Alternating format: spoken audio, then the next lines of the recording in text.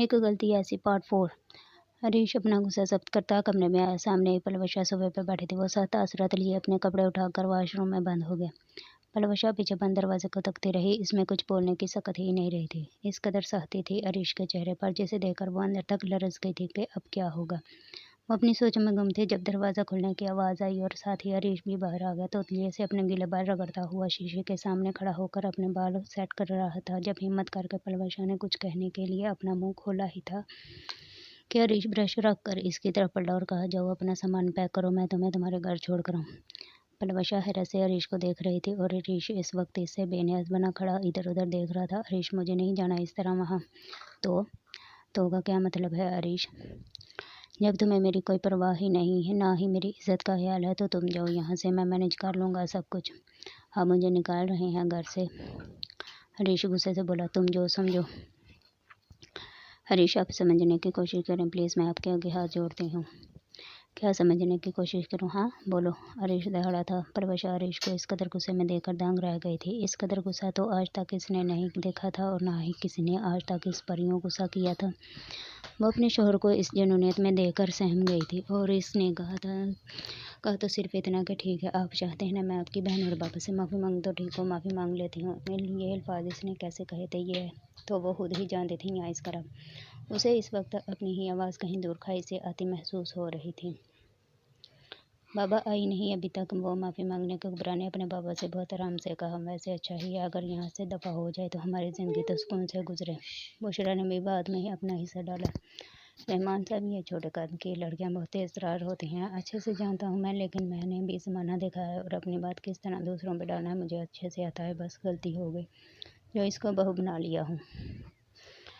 हरीश भैया तो इसके सामने कुछ बोलते ही नहीं। घबराने फिर से आग लगाने की कोशिश की। रहमान साहब, सब हो जाएगा, अभी देखना हरीश कैसे इसको लेकर आता है। मैंने इसकी दूसरी रग पर पाँव रख दिया है, अब वो इसे यहाँ से निकाल बाहर करेगा या वो अपना घर बसाने के लिए तुम लोगों के आगे झुकेगी। फिर तुम लोग जैसे चाहे सलूक करना, इससे क्यों बेगम साहब बाहर में उन्होंने अपनी बीवी को भी इस गुफ्तगू में शामिल किया जो कब से खामोश बैठी थी। आपको नहीं लगता कि आप अपनी बेटियों को गलत राह पर डाल रहे हैं? कल को इनकी शादी होगी तो इसी भाई के दरवाजे पर आया करेंगी हमारे पास। अभी मैं जिंदा हूँ बेगम साहबा, और जो मेरी बेटियों को गलत करार दे मैं इसके साथ नस्लें बर्बाद कर दूंगा।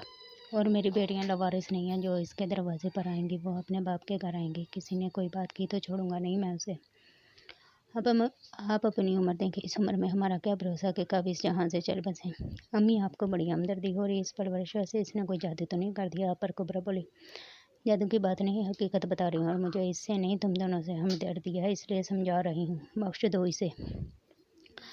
पलवशा ने अपने आप को मारकर अपनी इज्जत नफ्स को मार कबले और माफ़ी मांगने का इरादा बना ही लिया था अपने शोहर और बेटी के लिए।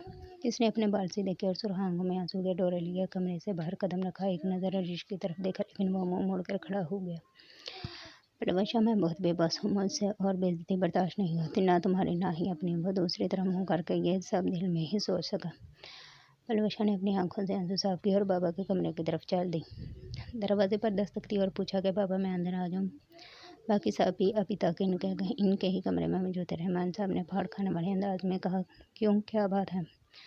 पलवशा इनके अंदाज से कुछ पल तो बोल ही न सके, फिर खुद को रिलैक्स करने की कोशिश करती हुई बोली वो, बाबा मैं आपसे माफ़ी मांगने आई हूँ। इसने दरवाजे पर खड़े ही कहा तो रहमान साहब गुस्से से पंगारे कि मुझे तुम्हारी माफ़ी की ज़रूरत नहीं। पलवशा खामोश से उनके दरवाजे में ही खड़ी रही, आंखें आंसुओं से लबालब भरी हुई थी। इसके पाँव जैसे वहीं जम गए थे, ना तो वो अंदर जा पा रही थी ना ही वापस अपने कमरे में। इसके दिल ने चाहा के ज़मीन फटे और वो इसमें समा जाए। इतनी जिल्लत के बाद रहमान साहब ने इसे दरवाजे में ही खड़े देखा और कहा, माफ़ी मांगनी है तो कुबरा से और बुशरा से मांगो। इन दोनों ने इस घर को संभाला हुआ हो, तुम इनके साथ ही बदतमीजी से पेश आती हो। पलवशा ने वहीं खड़े खड़े ही कुबरा और बुशरा से माफ़ी मांगी तो कुबरा बोली, निकल गई सारी अकड़ तुम्हारी। पलवशा खामोश ही रही। रहमान साहब, एक बात और, हमारे ख़ानदान में बीवी शोहर से ऊंची आवाज़ में बात नहीं करती। क्या तुम्हारी माँ ने नहीं सिखाया तुम्हें? शोहर का बहुत बड़ा मुकाम है, शोहर को बीवी का हाकम बनाया है रब ने। क्यों तुम आगे से बहस करके अपने लिए जन्म खरीद रही हो? पलवशा, काश आपने अपने बेटे को बीवी के भी हकूक बताए होते, इसने दिल में सोचा। अब जाओ और हरीश को भेज दो मेरे पास। जी।